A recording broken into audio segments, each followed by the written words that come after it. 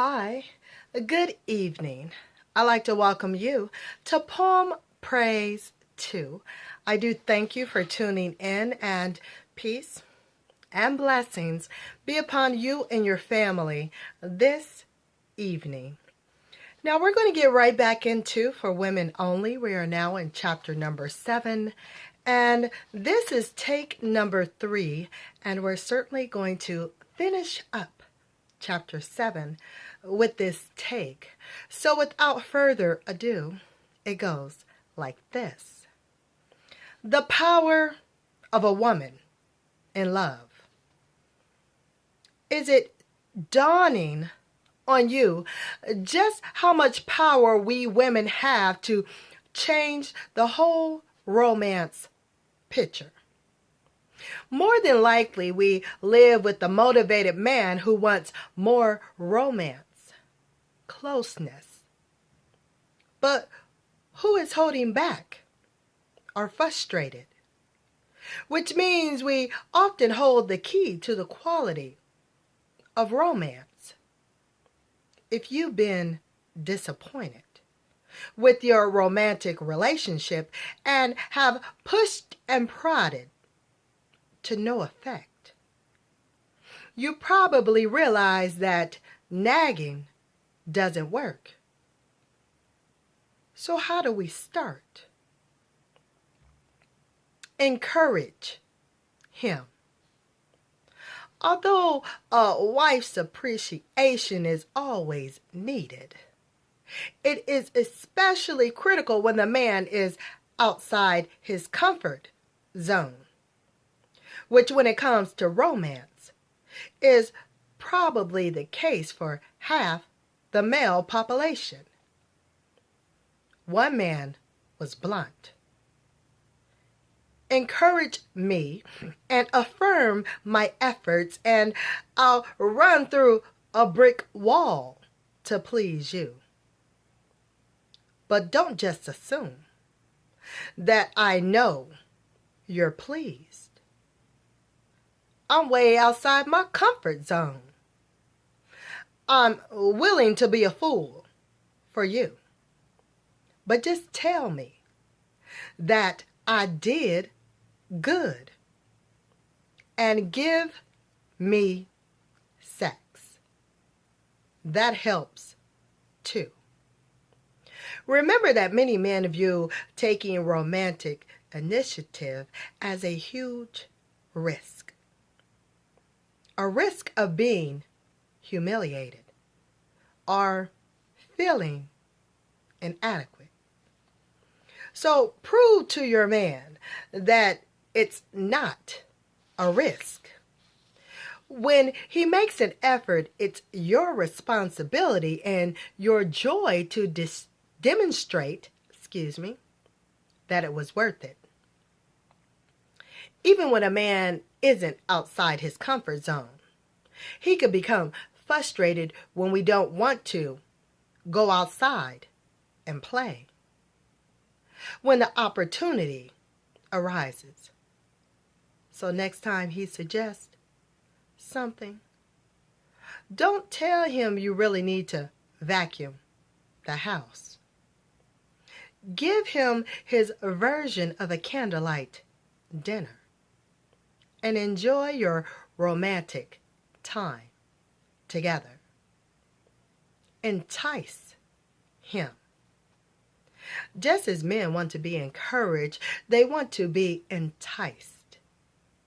One married man relayed this interchange with a female friend who was wondering why romance sometimes dies off in marriage. Romance is the sense that you're still being pursued. Him. But we caught you. Hand me the remote. Many men have told me that whether in work or in romance, they are always looking for something to conquer, something to catch.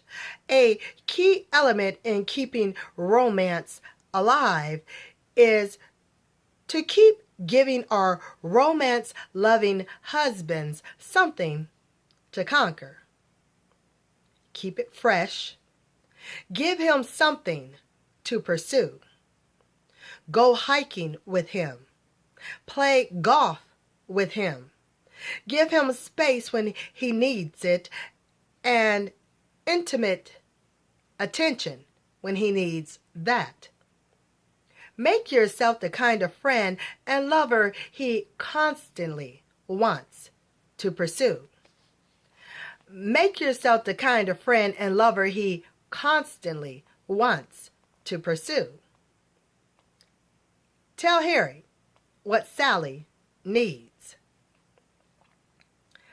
Several men suggested that since they can't read your mind, it is fine to drop hints about those romantic things you like to do as long as they truly are hints and not directives. Take the classic Harry and Sally issue, cuddling. Because cuddling tends to be more important to us than to guys. A little patient reduction, I'm going to spell it for you. It's reeducation, may be in order. And this applies to anything you find particularly romantic that he doesn't get. Help me understand why it's so important to you, one man suggested. Help me see that as I romance you in your way, you'll be more motivated to romance me in my way. This approach isn't a damaging withholding-based model. It is learning to give what the other person needs and enjoying the resulting God-ordained fruits of that selflessness. One man's response to the cuddling example was, men can learn to enjoy a time of closeness after sex. And in this case, it is definitely in our best interest to understand why it matters so much to you. Keep him number one. If we let too many other priorities interfere with romance, it puts a damper on the man's enthusiasm. One of the most common concerns I heard is that we may unconsciously prioritize our kids over our husband. On a survey, several men expressed concern that she spends too much time dotting on the children and not enough time dotting on the relationship.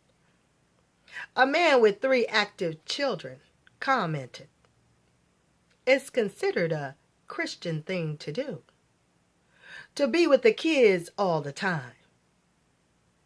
But for me as a man, there is a sense of I've lost my wife." It could sound selfish, but it's not. And it's not too healthy for the kids either. One man said, it's not just that still a wife.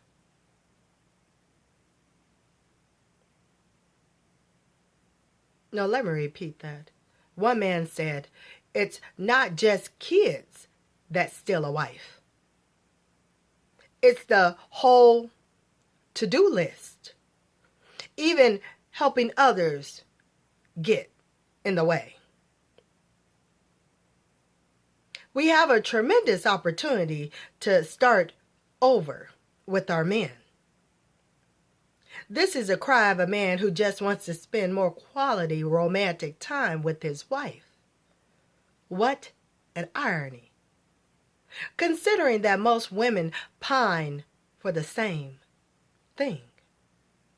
We have a tremendous opportunity to start over with our men, and in the process, rediscover the delight of the mutual pursuit. And that does complete chapter number 7. Stay tuned for chapter number 8, the truth about the way you look. What on the outside, but the way you look. Why what's on the outside matters to him on the inside. He doesn't need you to be a size 3, but he does need you to make the effort to take care of yourself for him. And he'll willingly help you. And that does complete chapter 7. With a little start of chapter 8, I want you and your family to be blessed and have a wonderful rest of the evening. So until next time, I'll talk with you soon. Later, y'all.